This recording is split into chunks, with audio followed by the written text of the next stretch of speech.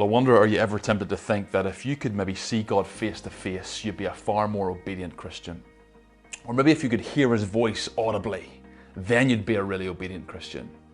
Or maybe if you could see a miracle that God would perform right in front of your very eyes, whoa, if that happened to me, I'd be a totally obedient, faithful Christian. Were you ever tempted to think that? Would any of those experiences actually help? Well, if the Old Testament Israelites are anything to go by, the answer to that question is absolutely not. In the Old Testament Israelites, we have a group of people who are one of the most privileged generations in the history of the world. They experienced and saw with their very own eyes some of the great things that God performed, yet their lives were marked by wild disobedience and overwhelming unbelief. Look at verse 1 to 4 and see some of the privileges that the people of Israel enjoyed in the Old Testament. Look what it says in 1 Corinthians chapter 10. For I do not want you to be unaware, brothers, that our fathers were all under the cloud and all passed through the sea, and were all baptized into Moses in the cloud and in the sea, and all ate the same spiritual food, and all drank the same spiritual drink, for they drank from the spiritual rock that followed them, and the rock was Christ. Notice a number of the privileges that these Israelites enjoyed in this Old Testament. Firstly, they walked under that pillar of cloud, verse 1, that amazing symbol of God's presence.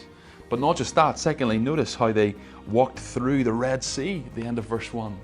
That's an amazing moment that we can only imagine what it would have been like as God literally parted the sea for the Israelites to pass through. Notice not just that, but notice verse 2, how they had Moses as their leader. The great Moses. It says they were baptized into Moses. That just literally means that Moses was the one who led them. And not just that, but verse 3 and 4, notice how they drank from the spiritual rock who is Christ. In other words, these Israelites had amazing privilege. They had front row seats to see some of God's most amazing miracles. They had Moses as their leader, as their mediator between them and God. And so you would expect the Israelites' lives to be marked by obedience and faithfulness, wouldn't you? But that wasn't the case. In fact, look what Paul says in verse 5.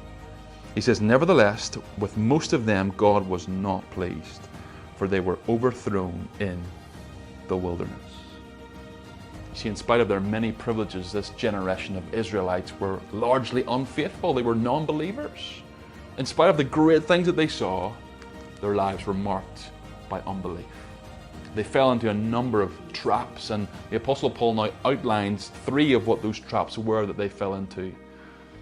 Notice the first trap that they fell into in verse 7 and 8 was that they gave in to their sinful indulgence. They gave in to sinful indulgence. Look at verse 7 and 8. It said, do not be idolaters as some of them were, as it is written, the people sat down to eat and drink and rose up to play. We must not indulge in sexual immorality as some of them did, and 23,000 fell in a single day. Trap number 1, they fell into just following their own sinful desires. But notice the second trap, not only that, but they put Christ to the test. Look at verse 9. It says, we must not put Christ to the test as some of them did, and were destroyed by serpents. To put Christ to the test here literally means to test his patience, to see how far they could push him. And so the Israelites, they indulged in sinful habits. Secondly, they put Christ to the test. Notice thirdly, the third trap they fell into, they grumbled and complained and were totally unthankful. Look at verse 10. Do not grumble as some of them did and were destroyed by the destroyer. 3 traps the Israelites fell into despite of their amazing privilege. And so both verse 6 and verse 12 issue a warning to you and I, which is this: let them be an example to you. Do not fall into the same sinful habits that they fell into. Because you, just like the people of Israel, are a privileged people. You have got God's word, you've got his spirit if you're a believer. So do not fall into the same patterns of sin that they fell into, because the sin patterns that were common to them are also common to you. Look at the start of verse 13.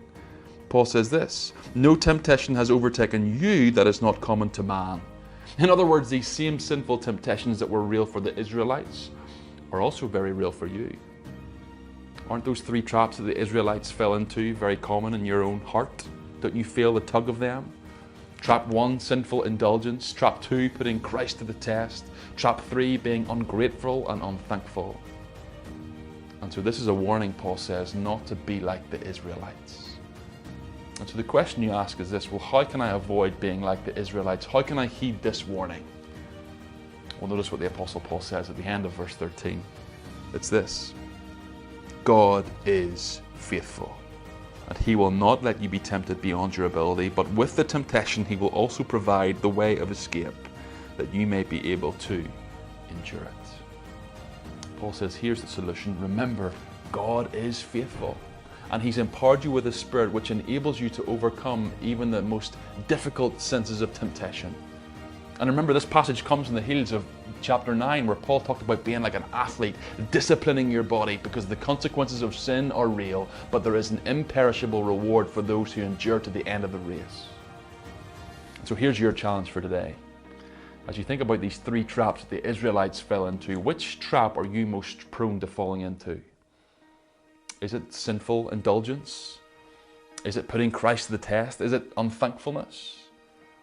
How does the encouragement of the end of chapter 9 to be like an athlete focusing on that imperishable wreath, and also the encouragement of verse 13 of chapter 10 that God is faithful and through his Spirit he enables you to endure temptation?